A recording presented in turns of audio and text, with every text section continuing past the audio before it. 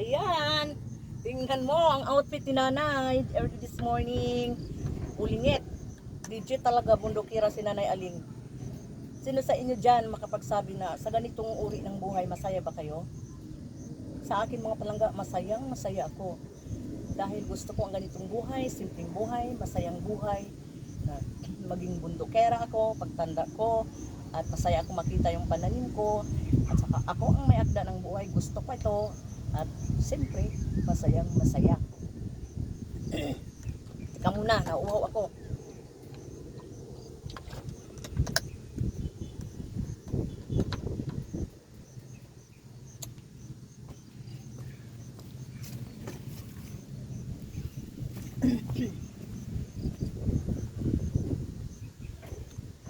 Hulingi tayo pero it doesn't matter anyway. Maligo tayo, maraming tubig yan sa drum. Kita mo, lunod natin sa drum. Mahal pang mga palangga. Oh. Sino bang hindi maging masaya nito? Nag-harvest ako mga palangga. Patula ito, masarap. Lagyan ng sardines, lagyan ng miswa, laswa. Ay nako, sarap nito mga. At sa ang benefits nito mga palangga, para high blood kayo or diabetic, kain kayo nito mga palangga. Very preventive mga palangga. Oo. Very healthy. Na ang laki oh. Naku, Diyos ko naman. Ay, praise the Lord talaga oh. Dami. Oh, bilangin natin ito oh. Oo, akala niyo buwang na to. Naggulay ako kahapon. Naku, sobrang laki talagang pinili ko. Akala ko matanda na. Diyos ko, napakalambot pala at masarap, matamis, di ba? Kahit ang bawangan mo lang yan mga tayo, magic sarap. Naku, igisa mo. Naku, sulit talaga, suwabe. So, bilang apat ito mga palangga oh. Tapos 5, 6, 7, 8, 9, 10, 11, 12, 13, 14, 15, wala 15 kapiraso mga palangga. Ito, meron pa tayo oh. Isang bandol na naman alokbati. Magpaksiyo tayo nitong mga palangga. At saka magluto tayo ng munggo lagi ng alokbati. Praise the Lord talaga. Sagkiig na naman ako nitong mga palangga. Kada week, once a week. Diyos ko, sagkiig ako talaga mga palangga. Ang bigat-bigat lagi ng mga dala ko. Pero I never complain mga palangga. Alam niyo kung bakit? Masaya ako sa puso ko na marami akong madala-dala ng mga harvest ko sa aking mga pananim at magulay namin at nakakain ng aking mga anak. Yan lang mga palangga. Makasave talaga mga palangga. Sabi niyo nga mura lang ang bibilhin ngayon na gulay.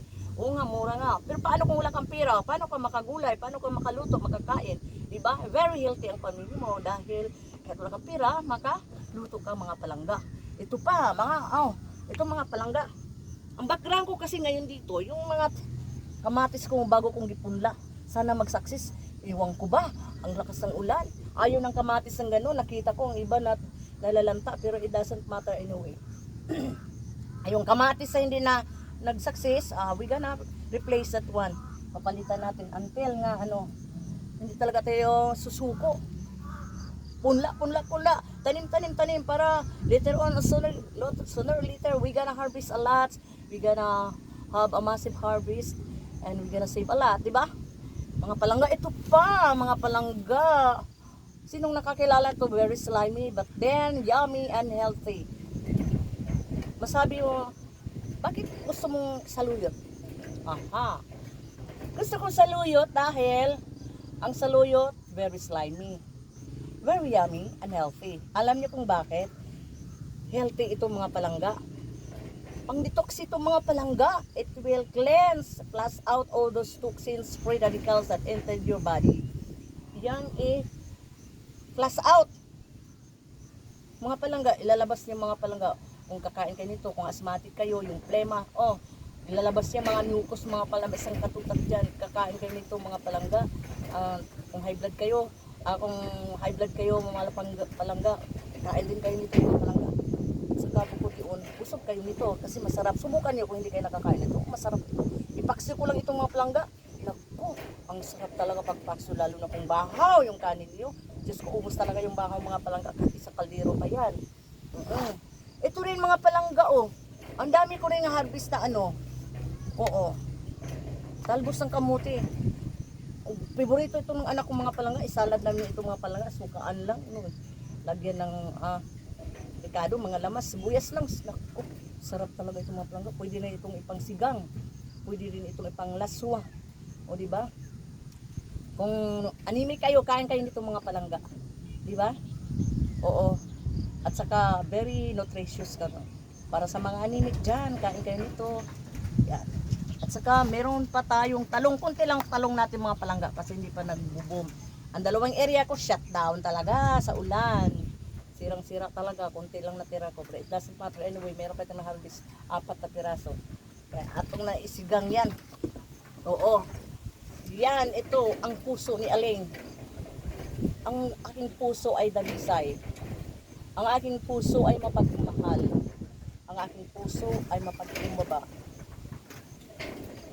Mahal na mahal ko kayo, mga palangga. Tunay totoo ang puso kong ito. Itong puso na ito, ibibigay ko sa inyo. Ito ay masarap. Ang puso ni Aling. Mga palangga, siya nga pala. Magturta tayo ng mga palangga, puso. Pwede itong isalo sa sinigang. Pero ang favorito ng mga anak ko, gayatin ko ng mamaliliit yan. Tapos adubuhin ko mga palangga. Lutuin ko lang kahit sardines ilagay. Kung wala, magic sarap. Tuyo, kunti. Ay, naku, napakasarap. Tara, suwabe mga palangga. Kaya huwag niyo itapon yung mga puso niyo dyan. Kasi ito sa akin, napaka-importante itong puso ko dahil para sa inyong mga palangga. Mga palangga, naway mong masaya po kayo dito sa bundok. O, huwag niyo tingnan yung kabulingit-bulingit ko. Oo, ang tingnan niyo itong puso ko mga palangga. Kaya maraming salamat, nandyan kayo palagi. Walang sawang susuporta sa akin, di man karapat-dapat, di man napakaganda yung video ko. Ngunit nandyan pa rin kayo, laging tumatangkilik, laging nanonood, sumusubaybay, sumusuporta. At ang bakas ninyo ay hindi ko malimutan at lagi kong nakikita at lagi ko kayong yayakapin, mamahalin hanggang till my last breath, hanggang sa hininga na aking buhay, hanggang nandyan pa ang FB, nandyan pa ang platform, nandyan pa ang website, sama-sama tayong aangat mga palangga. Huwag hilaan mga palangga, nakakaadismaya, nakakalungkot talaga mga palangga. Umaakit ka na, hilain ka pababa, diba? Tuloy lang ang laban mga palangga. Nanay Aling, ang bundokera. I love you, but our dearest Jesus loves you more and more.